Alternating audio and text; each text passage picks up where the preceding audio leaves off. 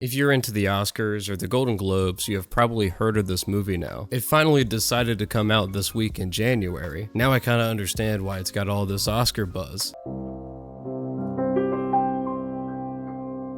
The Brutalist is the newest film by Brady Corbet, and yes, it's Corbet. I've always thought it was Brady Corbet, but no, apparently it's Corbet. I know of Brady Corbet, the actor. He's great in Mysterious Skin, Simon Killer. He's great in Funny Games. Oh my goodness, he's awesome in that. I haven't really seen much from Brady Corbet, the director of Vox Lux, which came out all the way back in 2018. I never watched it, but man, it's been a while since he's directed a movie. The Brutalist just came out in 2025, so yeah, it's been a while. This movie's taken a long time in production. Apparently there were a lot of hiccups. This movie is currently the favorite for Best Picture, and I fully understand why after watching it. Not only is that true, I will be rooting for it to win Best Picture. I think I finally found my Oscar movie for the year that I can root for in every single category. So what's this film about? Adrien Brody plays Laszlo Toff, an architect fleeing war, finding himself in Philly trying to get work. He eventually stumbles upon Guy Pearce's character, Harrison Van Beren, a rich fat cat that wants to utilize his services. That's the crux of this film. Now you may be asking, how is this movie 220 minutes? I did not stutter, it's 220 minutes. Let's get one thing out of the way. There's a 15-minute intermission that is baked into the runtime, so it's more like 3 hours and some change. I watched this film with somebody else, and when the intermission hit, we were both kind of like, that was really quick. This movie has fantastic pacing. I never felt the runtime. It never felt like it was even a 3-hour movie. I feel like I have to say this every time I review a 3-hour movie. There is no such thing as a good movie that is too long. Make the time for this type of movie. It's worth it. Now, there are bad movies that are way too long, and we can talk about that another day. Adrien Brody has always been one of the most prolific and dynamic actors working. I don't think any performance this year has almost driven me to tears on so many different occasions in one film. Of course, the script is helping with all of this, but there are so many scenes where Adrien Brody just kills it. There's a scene early on where he's just hugging somebody off the bus, and you can really see how much it means to him, how much it means to be in America. Part of that scene, he also receives a note from his wife, and he's just full of this like complicated joy. He has this hope that he can be with his wife again, but he also realizes he has to bring her over somehow. One of the best scenes of the film is when Harrison Van Beren shows Laszlo Toff his old work. He didn't know that pictures of his old work even existed. He didn't even know that his buildings were still around. This is when he realizes that his buildings are some of the only buildings that are still up. He looks at these pictures and he starts just crying, and it really moves you. This film has a lot of themes about the life of an artist, following the rules by financiers, trying to make budget cuts here and there just to make the project move smoothly. But this seems like the reason why his buildings are still up in war times. Every other building surrounding his buildings are collapsed. Why did his buildings make it? Later in the film, people try to dissect and critique his work, saying we don't need this, it doesn't matter to the structure. But Laszlo's not just an architect, he's an artist. Good art will always stand the test of time. Financiers will try to cut certain things because they don't see the point. Well, they're not the one that is supposed to see the point. Guy Pearce is fantastic in this film. He's the perfect villain. For the vast majority of this film, you don't really see him as a villain. He leaks out here and there, but for the most part, he is always helping the Toff family. Sure, his introduction to this film is him yelling at Laszlo, but he later justifies himself saying, hey, my mother died literally the next day. She was very sick and I was just frustrated. It's when these two-faced tendencies of Guy Pearce's character starts to leak out when this movie starts to elevate.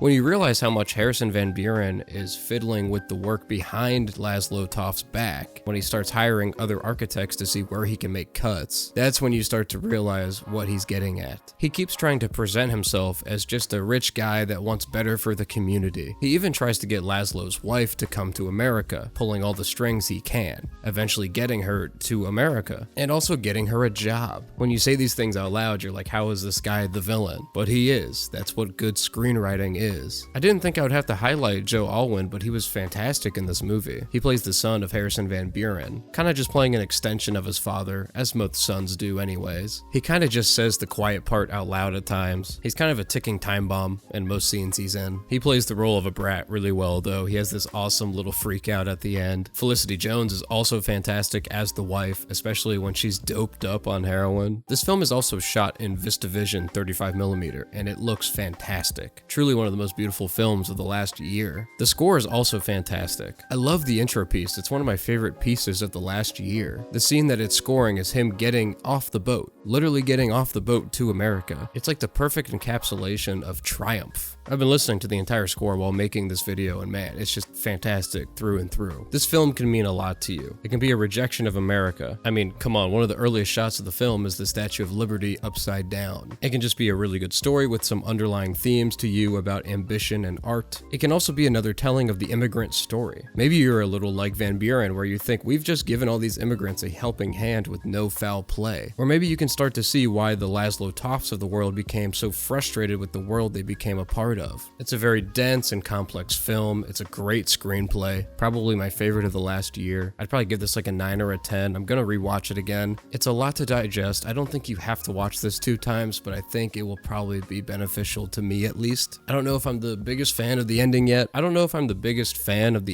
but Brady Corbet deserves his flowers. I hope he wins everything. Let me know if you've seen this yet, and also let me know if it's even playing around you. I had a friend that lives somewhere else, and he's like, it's not even playing by me. Hope you can see it. I'll see y'all later.